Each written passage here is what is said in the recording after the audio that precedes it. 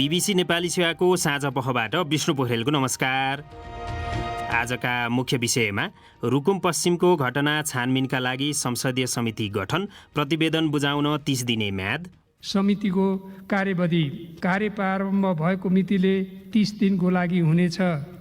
Corona virus परीक्षणको दायरा फराकिलो पार्ने स्वास्थ्य मन्त्रीद्वारा संसदलाई जानकारी। र यो असार 15 सम्ममा हामी प्रत्येक दिन 10,000 PCR रिपोर्ट दिन सक्ने गरी त्यो व्यवस्थापनमा जुटेका छौँ।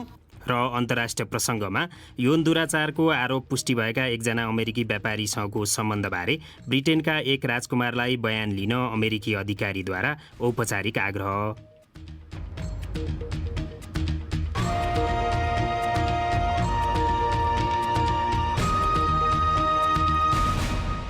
तर सुरुमा आजका प्रमुख विश्व समाचार। शरद केसीबाट समाचार सुन्नुहोस्।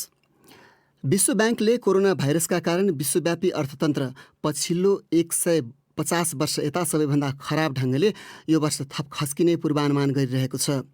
विश्व अर्थतन्त्रमा 5.2% गिरावट आउने उसको पूर्वानुमान छ। विश्व ब्याङ्कका अध्यक्षले विकासोन्मुख देशहरूमा कोभिड-19 को असर घरहरूमा र धनी देशमा अर्थतन्त्रमा पर्ने बताए। भारतले कोरोना भाइरस सङ्क्रमितको सङ्ख्या बढ्दै गए पनि लकडाउन सुरु भए यता त्यससँग सम्बन्धित महत्त्वपूर्ण प्रावधानहरू खुकुलो बनाउन सुरु गरेको छ। त्यहाँ सङ्क्रमितहरूको सङ्ख्या 2.5 लाख नाघेको छ। भारतीय राज्य महाराष्ट्र एक्लैले महामारी सुरु भएको चीनलाई उछिनेको छ। ठुला किनमेल केन्द्र, प्रार्थना स्थल, कार्यालय र रेस्टुराँहरू आजदेखि खोलिएका छन्। तर करिब 2 महिना अघि लगाइएको केही सहरहरूका सङ्क्रमण प्रभावित क्षेत्रहरू बन्द नै रहनेछन्।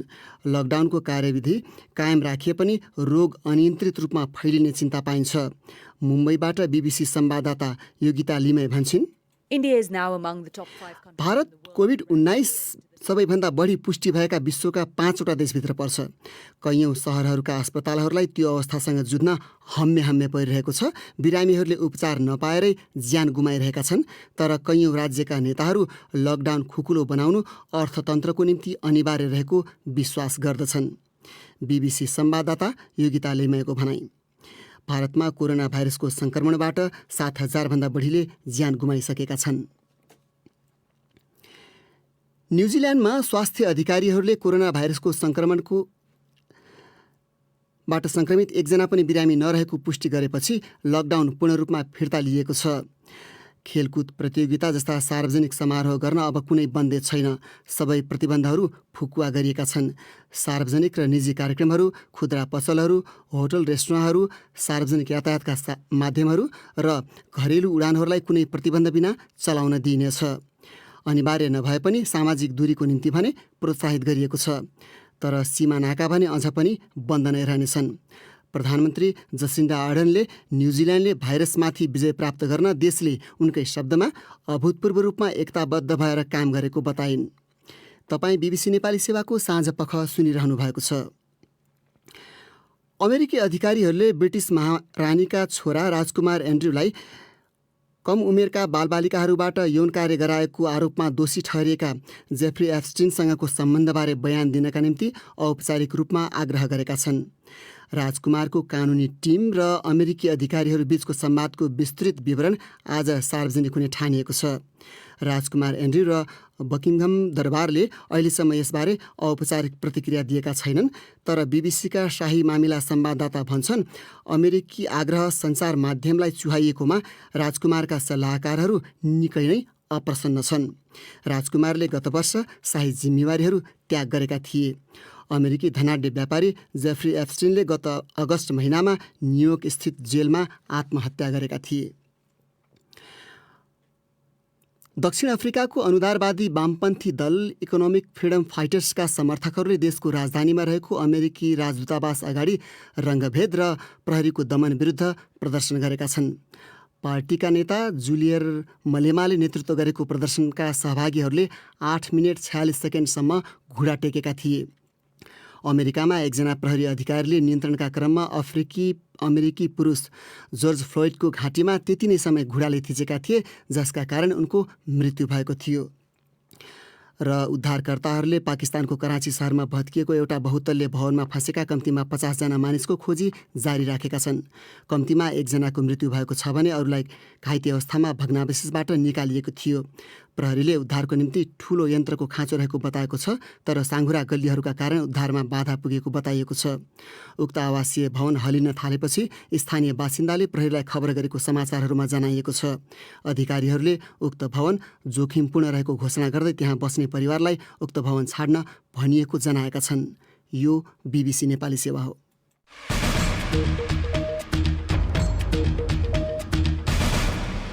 साँझपखमा पुनः स्वागत छ। अन्तर्जातीय विवाहको विषयमा रुकुम पश्चिममा 6 जनाको ज्यान गुमाएको घटनाको छानबिनका लागि संसदले संसदीय विशेष समिति गठन गरेको छ। सांसदहरूले उक्त घटनाबारे निष्पक्ष अनुसन्धान गर्न संसदीय समिति बनाउनुपर्ने माग गरेका थिए। दलित अधिकार कर्मीहरूले उक्त घटनाको निष्पक्ष छानबिन हुनेमा शङ्का व्यक्त गरिरहेका बेला संसदीय समिति गठन गरिएको हो। उक्त समितिलाई काम सुरु गरेको 30 दिनभित्र प्रतिवेदन बुझाउने कार्यभार तोकिएको छ। सुनौं एक रिपोर्ट। प्रतिनिधि सभाको आजको बैठकमा सभामुख अग्नि सापकोटाले उक्त घटना छानबिनका लागि सांसद देवेन्द्र पौडेलको संयोजकत्वमा 9 सदस्यीय उक्त समिति बनाइएको जानकारी गराएका हुन्। समितिको कार्यविधि र समयबारे उनले भने, सभामुखको निर्देशनमा रही समितिले आफ्नो कार्यविधि तय गरी लागू गर्न सक्नेछ। समितिले आवश्यक देखेमा सम्बन्धित पदाधिकारी वा अन्य व्यक्तिको सहयोग लिन वा समितिमा आमन्त्रण गर्न सक्नेछ। समितिको अन्य कार्यविधि प्रतिनिधि सभा नियमावली 2075 बमोजिम हुनेछ। समितिको कार्यविधि कार्य प्रारम्भ भएको मितिले 30 दिनको लागि हुनेछ। समितिमा संयोजकसहित सत्ताधारी नेकपाका 3 जना, प्रमुख प्रतिपक्षी दल नेपाली काङ्ग्रेसका 2 जना र सङ्घीय समाजवादी, राष्ट्रिय जनता पार्टी र राष्ट्रिय जनमोर्चाका 1-1 जना सांसदहरू सदस्य रहेका छन्। यही जेठ 10 गते रुकुम पश्चिम स्थित आफ्नी कथित उच्च जातीय प्रेमिकाको घर जाने प्रयत्न गर्दा जाजरकोटका 21 वर्षीय नवराज विक र उनका साथीहरू मारिएको घटना विवरण आएका थिए। आफ्नी प्रेमिकाको अनुरोधमा उनलाई भगाएर गृह जिल्ला ल्याउन उनीहरू त्यहाँ गएको, तर उनीहरूमाथि आक्रमण गरिएको विवरण सार्वजनिक भएपछि संयुक्त राष्ट्रसङ्घकी मानवाधिकार उच्च आयुक्त सहित विभिन्न अधिकारवादी सङ्घ संस्थाहरूले उक्त घटनाको निन्दा गर्दै नेपालले निष्पक्ष अनुसन्धान सुनिश्चित गर्नुपर्ने माग गरेका थिए।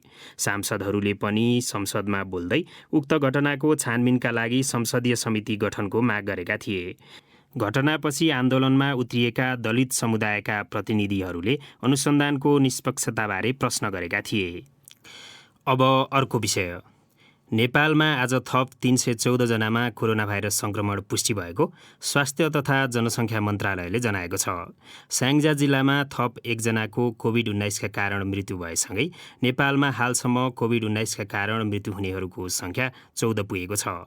संक्रमितको सङ्ख्या बढिरहँदा सरकारले परीक्षणको दायरा नबढाएको भन्दै सरकारको आलोचना भइरहेका बेला स्वास्थ्य मन्त्रीले चाहिँ परीक्षणको दायरा बढाउन लागि संसदलाई जानकारी गराएका छन्। सुनौं एक रिपोर्ट। मन्त्रालयले गएको 24 घण्टामा PCR विधिबाट कुल 4766 जनाको परीक्षण गरिएको र RDTबाट 11942 जनाको परीक्षण गरिएको जनाएको छ। नयाँ संक्रमण र मृत्युको जानकारी दिँदै मन्त्रालयले गरेको नियमित पत्रकार सम्मेलनमा मन्त्रालयका प्रवक्ता डाक्टर जागेश्वर गौतमले भने, जम्मा संक्रमितको संख्या 3762, त्यसमध्ये पुरुष 3506 र महिला 256 हुनुहुन्छ। अहिलेसम्म 71 जिल्लामा संक्रमितहरू भेटिनु भएको छ र स्याङ्जा जिल्ला वालिङ नगरपालिका वडा नम्बर 3 वर्ष 58का 1 जना पुरुषको दुःखद निधन भएको छ। नेपालमा हालसम्म कोरोना भाइरस संक्रमणबाट 488 जना निको भएको बताइएको छ। नेपालमा संक्रमितको सङ्ख्या बढ्दै जाँदा परीक्षणको दायरा भने नबढाइएको भन्दै कतिपयले सरकारको आलोचना गरिरहेका छन्। तर आज संसदमा बोल्दै स्वास्थ्य मन्त्री भानुभक्त ढकालले परीक्षणको दायरा बढाउने तयारी भइरहेको जानकारी दिएका छन्। विनियोजन विधेयक 2077 माथि संसदमा उठेका प्रश्नहरूको जवाफ दिँदै आज उनले यस्तो जानकारी दिएका हुन्। उनले भने, एउटा दुईटा गर्दै हामी 4700 4900 सम्मको रिपोर्ट दिने ठाउँमा आज पुगेका छौँ। र यो असार 15सम्ममा हामी प्रत्येक दिन 10,000 PCR रिपोर्ट दिन सक्ने गरी त्यो व्यवस्थापनमा जुटेका छौँ। ढकालले अझै पनि परीक्षणको दायरा र गति बढाउनुपर्ने आवश्यकता रहेको र त्यसै अनुसार सरकारले व्यवस्थापन मिलाइरहेको संसदलाई जानकारी दिएका हुन्। मन्त्री ढकालले विदेशबाट नेपाल आउने नागरिकहरूको सङ्ख्या धेरै भएकाले अहिले सबैको तत्कालै PCR परीक्षण गर्ने अवस्था नरहेको भने स्वीकार गरेका छन्। प्रसङ्ग कोरोना भाइरस सङ्क्रमणकै। नेपालमा कोरोना भाइरस नियन्त्रणका लागि भन्दै लगाइएको लकडाउन आज 77औं दिनमा पुगेको छ। कोरोना भाइरस सङ्क्रमण सुरु भएको चीनको वुहान सहरमा 76औं दिनमा कोरोना भाइरस नियन्त्रणमा आएर लकडाउन खोलिएको थियो। जेठ महिनाको अन्त्यसम्मका लागि लगाइएको लकडाउन त्यसपछि केही खुकुलो बनाउने प्रस्ताव गरिएको भनिए पनि सरकारको निर्णय आएको छैन। नेपालमा दोस्रो व्यक्तिमा कोरोना भाइरसको सङ्क्रमण देखिए लगत्तै लगाइएको लकडाउनले सङ्क्रमण रोकथाम र नियन्त्रण गर्न उपयोगी बन्ला भनेर उक्त कदमप्रति कैयौँको भरोसा थियो। तर झन्झन सङ्क्रमितहरूको सङ्ख्या बढ्दै गएपछि लकडाउनको औचित्यमाथि नै प्रश्न उठ्न थालेको छ। त्यसबारे हाम्री संवाददाता विनिता दाहालले तयार पारेको एक रिपोर्ट सुनौँ। सरकारले लकडाउन अवधिमा कोरोना भाइरस रोकथामका लागि चाल्नुपर्ने कदम नचालेका कारण लकडाउनको अवधि अनिश्चित भएको र यसले आम मानिसको दैनिक जीवनमा अर्को असर पर्न थालेको धारणा प्रकट हुन थालेको छ। कोरोना भाइरसको महामारी सुरु भएको चीनको वुहान सहरले कसरी 2.5 महिनाको अवधिमा सङ्क्रमण नियन्त्रण लिन सक्यो र नेपालसँग रोकथामका लागि पर्याप्त समय हुँदाहुँदै अझै किन अन्यल छ, यसबारे विज्ञहरूले विभिन्न कारणहरू औल्याएका छन्। शुक्रराज ट्रपिकल तथा सरुवा रोग अस्पताल क्लिनिकल अनुसन्धान इकाइका प्रमुख डाक्टर शेरबहादुर पुन लकडाउन प्रभावकारी हुन नसकेको ठान्छन्। उनका अनुसार लकडाउन भनेको निश्चित समय रोग सङ्क्रमण नहोस् भनेर रोकथामका उपायहरू चाल्न सजिलोका लागि लगाउने हो। तर त्यो अवधिमा मानिसहरू स्वयं सजग नभएको उनी बताउँछन्। पुनका अनुसार वुहानमा लगाएको लकडाउनमा मानिसहरू न सहरबाट भित्र छिर्न पाउँथे न बाहिर निस्कन पाउँथे। त्यहाँ सरकारको नियम पनि कडा रह्यो र मानिसहरू पनि त्रासले भित्रै बसे। तर नेपालमा त्यस्तो हुन सकेन। उनी नेपालमा अरू बेला बन्द गरेको वा कर्फ्यू लगाएको जस्तो गरी मानिसहरू साँझ बिहान हिँड्ने सङ्क्रमण नहोस् भनेर सचेत नहुने गरेको देखिएको बताउँछन्। जनस्वास्थ्यविद समीरमणि दीक्षित पनि लकडाउन सुरुमा लगाउने सरकारको निर्णय निकै सकारात्मक भए पनि लकडाउनको समयको उचित उपयोग गर्न नसकेको बताउँछन्। त्यस्तै सङ्क्रामक रोग विशेषज्ञ डाक्टर अनुप सुवेदी रोग रोकथाम र नियन्त्रणका लागि चीनको स्रोत साधन र जनशक्तिसँग नेपालको तुलना नहुने बताउँछन्।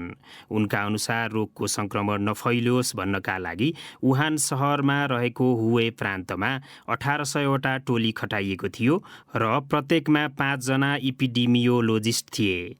विशेषज्ञका अनुसार नेपालमा परीक्षणको दायरा कम हुनु र भएको पनि सुस्त हुनु लकडाउन प्रभावकारी नदेखिनुको अर्को कारण हो। PCR परीक्षणको दायरा बढाउन नसके अन्य उपायले खास प्रतिफल दिन नसक्ने विज्ञहरूले बताउँदै आएका छन्।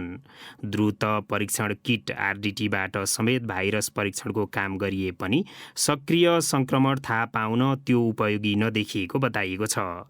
सरकारले यसै साता कोरोना परीक्षणको नयाँ प्रोटोकल बनाएको छ।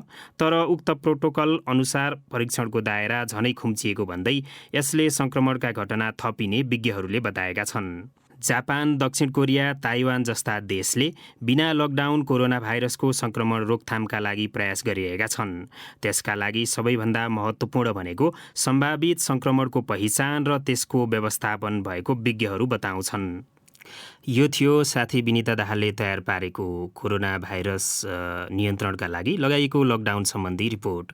कोरोना भाइरस नियन्त्रणका लागि सरकारले लगाएको लकडाउन प्रभावकारी हुन नसक्नुका 5 प्रमुख कारणबारेको विस्तृत विवरण तपाईँ हाम्रो वेबसाइट bbcnepali.com मा गएर पढ्न सक्नुहुनेछ। त्यसबाहेक कोरोना भाइरसबारे विभिन्न जानकारी समेटिएका सामग्रीहरूका लागि पनि bbcnepali.com हेर्दै गर्नुहोला। अब पालो तपाईँहरूकै प्रतिक्रियाको। प्रस्तुत गर्दैछन् साथीहरू रोमा पराजुली र सृजना श्रेष्ठ। सामाजिक सञ्जाल फेसबुक र ट्विटरमा आज हामीले सोधेका थियौँ, कोरोना भाइरस संक्रमण सुरु भएको चीनको वुहानमा भन्दा लामो समय लकडाउन गर्दा पनि नेपालमा कोरोना भाइरस संक्रमण नियन्त्रणमा आउन सकेको छैन। विज्ञहरूले विभिन्न कारणले लकडाउन प्रभावकारी बन्न नसकेको बताएका छन्। कोरोना भाइरस नियन्त्रणका लागि नेपालको अबको कदम के हुनुपर्छ? हामीलाई प्राप्त जवाफमध्ये यहाँ केहीलाई समेटेका छौँ। फेसबुकमा तिलक पुनले लेखेका छन्, नेपालमा त खालि आम जनतालाई मात्र लकडाउन हो, बाँकी नेताका कार्यकर्ता आसेपासे त गाडी बाइकमा हिँडेकै थिए र छन्। पासको चरम दुरुपयोग भइरहेको थियो र छ, अनि कहाँबाट प्रभावकारी हुन्छ? जति चीनले तीव्र रफ्तारमा कोरोना भाइरसको स्वाब परीक्षण गर्यो त्यो नेपालले गर्नै सकेको छैन, अनि कहाँबाट होस् नियन्त्रण? बालकृष्ण ओलीको सुझाव सहितको प्रतिक्रिया यस्तो छ। भारत र अन्य मुलुकबाट भित्रिनेलाई व्यवस्थित गर्न सकियो र नाकामा कडाई गरेमा यो समस्या सजिलै हल हुन सक्छ। त्यसको लागि सेनाको साथ समेत लिनुपर्छ, नत्र जनशक्ति पुग्दैन। राई विमल चामलिङले लेखेका छन्, किनभने सही काम नभएर आसेपासेलाई पोस्दा नै समय गयो। काम कुरो एकातिर, कुम्लो बोकी ठिमीतिर भन्ने उखान टुक्का जस्तै। ट्विटरमा रोशी आचार्य लेख्छिन्, मेरो विचारमा सबैभन्दा राम्रो उपाय भनेको परीक्षणको दायरा बढाउनु नै हो। तर अब मानिसहरू रोगको भन्दा भोकको कारण भयभीत छन्। यस्तो अवस्थामा भाइरस र भोक दुवैको समस्या समाधान गर्नुपर्छ। यसका लागि सुरक्षा सँगसँगै आय आर्जन गर्ने व्यवस्था मिलाउन सके अलि सहज हुन्थ्यो कि? सुरज ठकुरीको मत चाहिँ यस्तो छ, सर्वप्रथम त जनता आफै सचेत नभएसम्म हुँदैन। अहिलेको लकडाउन सरकारले हाम्रै लागि गरेको हो भनेर नेपाली जनताले बुझ्न जरुरी छ। लीला सिंह राणा लेख्छन्, PCR परीक्षण दर बढाउनुपर्छ, RDTमा मात्र भर परेर हुँदैन। ट्विटरमा आफूलाई डाक्टर गिरिराज शर्मा भनेर चिनाउनेले लेखेका छन्, भौतिक दूरी कायम गर्दै जनजीवन नियमित बनाउने, पन्जा, मास्क र एयरप्रुफ ज्याकेट लगाउने, काममा जाँदा कम मान्छे हिँड्ने बाटो प्रयोग गर्ने, गाडीहरू सम्भव भएसम्म प्रयोग नगर्ने, गाउँमा परीक्षण पुग्ने होइन सहरमा उपचारको व्यवस्था छँदैछ, आफूलाई विश्वास गरौँ। श्रोता प्रतिक्रिया प्रस्तुत गर्दै थिए साथीहरू सृजना श्रेष्ठ र रमा पराजुली। अब केही अन्तर्राष्ट्रिय विषय। ब्रिटिस राजकुमार डुक अफ योर्क एन्ड्रुलाई अमेरिकी अधिकारीहरूले यौन दुराचारी जेफ्री एप्स्टिनसँगको सम्बन्धबारे बयान दिन आग्रह गरेको बीबीसीलाई बताइएको छ। अमेरिकी न्याय मन्त्रालयले एप्स्टिनबारे अनुसन्धानको एउटा पक्षको रूपमा ब्रिटिस राजकुमार एन्ड्रुलाई बोल्न औपचारिक आग्रह गरेको कुरा सबैभन्दा पहिले द सन पत्रिकाले प्रकाशित गरेको थियो। अमेरिकी व्यापारीसँगको मित्रताका कारण राजकुमारले तीव्र आलोचना बेहोर्नु परेको छ। बीबीसी विवरणहरूमा आधारित रिपोर्ट प्रस्तुत गर्दैछन् शरद केसी। राजकुमार एन्ड्रुले एप्स्टिनका निवासहरूमा गएका बेला आफूले कुनै पनि शङ्कास्पद व्यवहार नदेखेको यसअघि बताएका थिए। उनले गत वर्ष एप्स्टिनसँगको सम्बन्धबारे बीबीसीलाई अन्तर्वार्ता दिए पश्चात भएको व्यापक आलोचनापछि शाही जिम्मेवारी त्याग गरेका थिए। 66 वर्षीय एप्स्टिनले यौन व्यापार र षड्यन्त्रको आरोप सम्बन्धी सुनवाईका क्रममा गत अगस्त महिनामा जेलभित्रै आत्महत्या गरेका थिए। बीबीसीका शाही संवाददाता जनी डायमन्डले अमेरिकी अधिकारीहरूले पारस्परिक कानुनी सहायता MLA ब्रिटिस गृह मन्त्रालयलाई बुझाएको समाचार बीबीसीले पुष्टि गरेको बताए। तर अमेरिकी न्याय मन्त्रालय वा ब्रिटिस गृह मन्त्रालयले त्यसको पुष्टि नगरेको उनको भनाइ छ। MLAको प्रावधान अनुसार राजकुमार एन्ड्रुले यदि स्वैच्छिक रूपमा त्यसको जवाब दिएनन् भने प्रश्नहरूको जवाब दिन ब्रिटेनको अदालतमा उनलाई बोलाउन सकिन्छ। हाम्रा संवाददाताका अनुसार उक्त आग्रह चुहाइएकोमा राजकुमारको कानुनी समूह निकै नै अप्रसन्न छ। स्रोतले त्यसलाई गोपनीयताको असाधारण उल्लङ्घन भएको बतायो। राजकुमार एन्ड्रुले अमेरिकी कानुन अधिकारीहरूसँग गरेको समन्वय बारेको विस्तृत विवरणसहितको पूर्ण वक्तव्य आज आउने ठानिएको छ। अन्य राज्यहरूद्वारा गरिने MLA आग्रह सामान्यतया कानुन लागू गराउने निकायहरूले सहयोग प्राप्त गर्न नसकेपछि फौजदारी अपराधको अभियोजन वा अनुसन्धानमा सहयोग प्राप्त गर्नका निम्ति गर्ने गरिन्छ। गृह मन्त्रालयको कार्यविधि अनुसार यो नियमित नीति हो, जसको अर्थ न त्यो पुष्टि भएको हो न अस्वीकार नै। सन् 2019को नोभेम्बर महिनामा बीबीसीको न्युज नाइट कार्यक्रमलाई दिएको अन्तर्वार्तामा ड्युकले एप्स्टिनलाई सन् 2008मा कम उमेरका किशोरीहरूलाई वेश्यावृत्तिमा लगाएको आरोपमा दोषी ठहर्याइए पनि उनीसँगको मित्रतालाई लिएर कुनै पश्चाताप नभएको बताएका थिए। उक्त अन्तर्वार्ता प्रसारण भए लगत्तै उनले आफूले जुनसुकै उपयुक्त कानुन लागू गर्ने निकायलाई सघाउन चाहेको बताएका थिए। अमेरिकी अभियोजनकर्ताले एप्स्टिन विरुद्ध लागेको अभियोगको अनुसन्धानमा राजकुमारले अनुसन्धानकर्ताहरूलाई उनकै शब्दमा शून्य सहयोग गरेको भनेर गत जनवरीमा उनको आलोचना गरेका थिए। बीबीसी विवरणहरूमा आधारित रिपोर्ट प्रस्तुत गर्दै थिए शरद केसी। प्रसङ्ग अन्तर्राष्ट्रिय विषयकै। न्युजिल्यान्डमा सोमबार मध्यरातीदेखि कोरोना भाइरस सम्बन्धी सतर्कता तह सबभन्दा तल्लो तहमा पुर्याइने प्रधानमन्त्री जसिन्डा आर्नल्डले घोषणा गरेकी छन्। त्यसको अर्थ मुलुकभित्र लगाइएका सबै प्रतिबन्धहरू फुकुवा हुनेछन्, तर सीमा नाका भने अझै पनि बन्द रहने बताइएको छ। न्युजिल्यान्डले कोरोना भाइरस सङ्क्रमण रोकथामका लागि चालेको कदमबारे धेरैले प्रशंसा गरेका छन्। बीबीसी विवरणहरूमा आधारित रिपोर्ट सुनौ सृजना श्रेष्ठबाट। सार्वजनिक र निजी कार्यक्रमहरू, खुद्रा पसलहरू, होटल रेस्टुरेन्टहरू, सार्वजनिक यातायातका माध्यमहरू र घरेलु उडानहरूलाई कुनै प्रतिबन्ध बिना चलाउन दिइनेछ। आर्डनले न्युजिल्यान्डले भाइरस जित्न अभूतपूर्ण रूपमा एकताबद्ध भएर काम गरेको बताइन्, तर उनले भाइरस निर्मूल नहुने भएकाले निरन्तरको प्रयास आवश्यक पर्ने चेतावनी दिएकी छिन्। उनले न्युजिल्यान्डले कोरोना भाइरसको नयाँ संक्रमण अवश्य पनि फेरि देख्नुपर्ने बताएकी छिन्। गत हप्ता प्रशान्त महासागरीय टापु राष्ट्र फिजीले उसको अन्तिम कोरोना भाइरस संक्रमित व्यक्ति सन्चो भएपछि आफैले आफूलाई कोभिड-19 मुक्त घोषणा गरेको थियो। सोमबार न्युजिल्यान्डले त्यस्तै घोषणा गरेपछि फिजीका प्रधानमन्त्रीले ट्विटरमा न्युजिल्यान्डलाई बधाई दिएका छन्। न्युजिल्यान्डमा अब एउटा पनि सक्रिय कोरोना भाइरस संक्रमण बाँकी नभएपछि न्युजिल्यान्डले भाइरस जितेको जस्तो देखिएको छ। सुरुमा न्युजिल्यान्ड असाध्यै छिटो र बृहत लकडाउनमा गयो। उसका सीमा नाकाहरू 19 मार्चमा बन्द गरिए। त्यतिबेला न्युजिल्यान्डमा 30 वटा मात्र भाइरस संक्रमण पुष्टि भएको थियो। 7 दिनपछि उच्च तहको सतर्कतामा मुलुकलाई लगियो। न्युजिल्यान्डमा कडा लकडाउन लगाइयो। 5 हप्ताको कडा लकडाउनपछि केही घर लगेर खान मिल्ने टेकअवे पसलहरू र अत्यावश्यकीय व्यवसायहरू खोल्न अनुमति दिइएको थियो। अन्त्यमा अप्रिलको अन्त्यतिर नयाँ संक्रमण झण्डै शून्यमा झर्यो। त्यसपछि त्यहाँ झन धेरै प्रतिबन्धहरू खुकुलो बनाइयो। अहिले भाइरस समाप्त भए जस्तो देखिन्छ, तर प्रधानमन्त्री जसिन्डा आर्डनले लामो समयसम्म सीमा नखोल्ने बताएकी छिन्। न्युजिल्यान्डमा जम्मा 1504 जनामा कोरोना भाइरस संक्रमण पुष्टि भएको थियो र 22 जनाको मृत्यु भएको थियो। बीबीसी विवरणहरूमा आधारित रिपोर्ट प्रस्तुत गर्दै थिइन् सृजना श्रेष्ठ। अब एउटा विषय छोटकरीमा। वैज्ञानिकहरूले जङ्गलबाट रोगहरू मानवमा सरेर छिटै विश्वभरि फैलिन एउटा उत्तम आदि निर्माण गरेको चेतावनी दिएका छन्। प्राकृतिक विश्वमा मानिसहरूको अतिक्रमणले यो प्रक्रियालाई द्रुत बनाएको छ।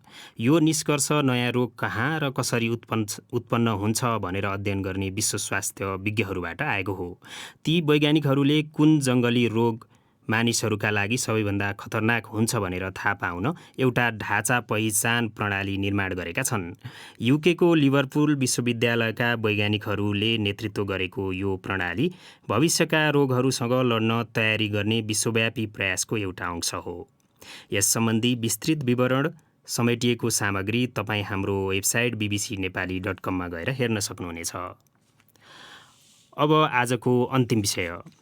राजनीतिमा महिला सहभागिताका लागि दक्षिण एसियामै सबैभन्दा धेरै महिला आरक्षण गर्ने मुलुकमा नेपाल पनि पर्छ।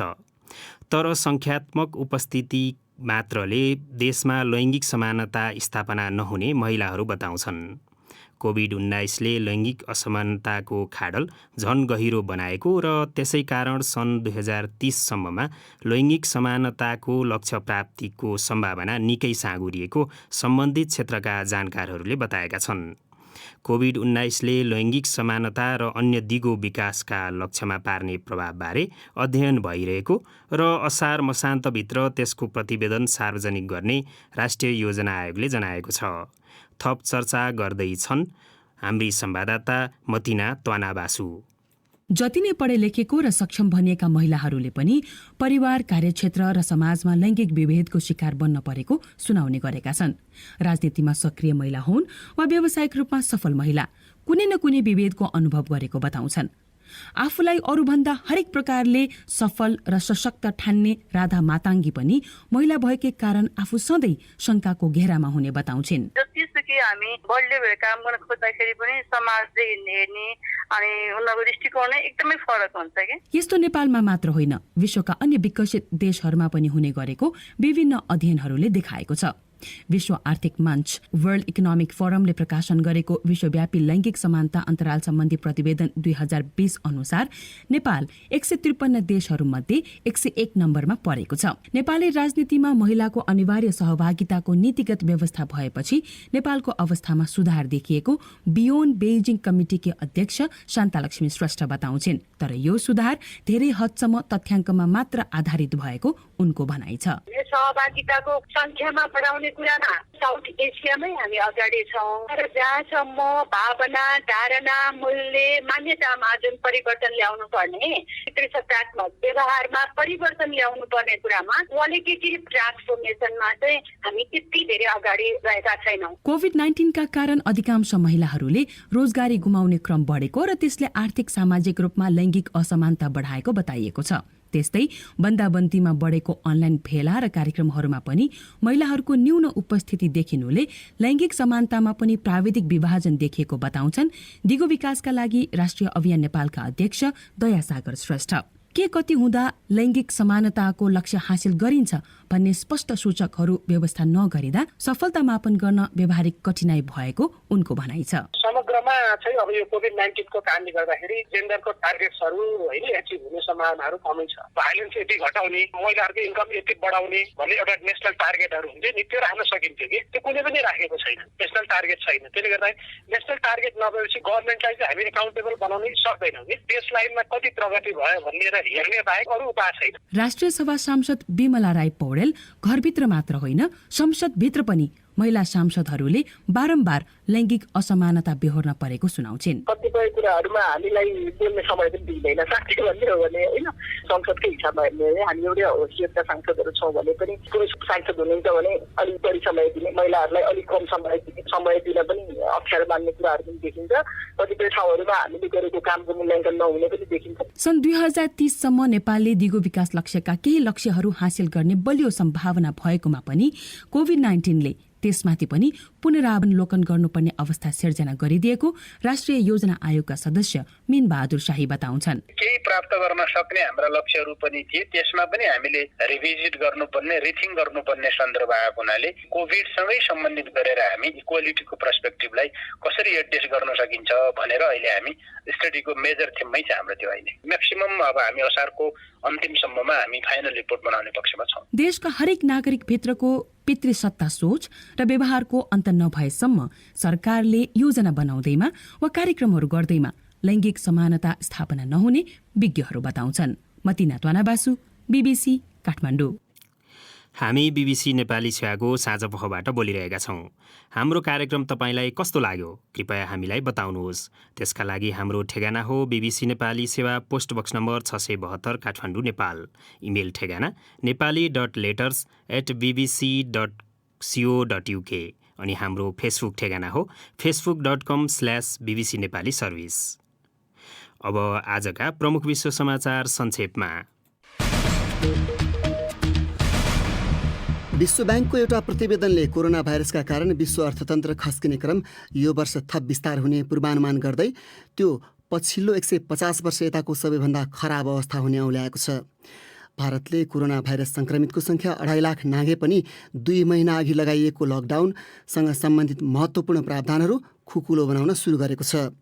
आधिकारिक तथ्याङ्कले मस्कोमा एकै दिन कोरोना भाइरसबाट करिब 2000 जना सङ्क्रमित भएको देखाए पनि त्यहाँका मेयरले लगाइएका प्रतिबन्धहरू मङ्गलबारदेखि खुकुलो बनाउन थालिने घोषणा गरेका छन्।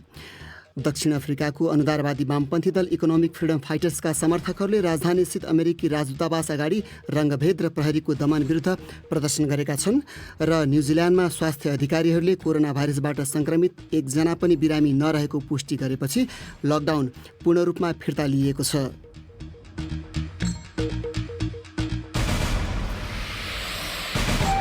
हस् त बीबीसी नेपाली सेवाको साँझ पख यहीँ समाप्त हुन्छ। हामीलाई भने भोलि बिहान 7:15 बजेसम्मका लागि बिदा दिनुहोस्। नमस्कार।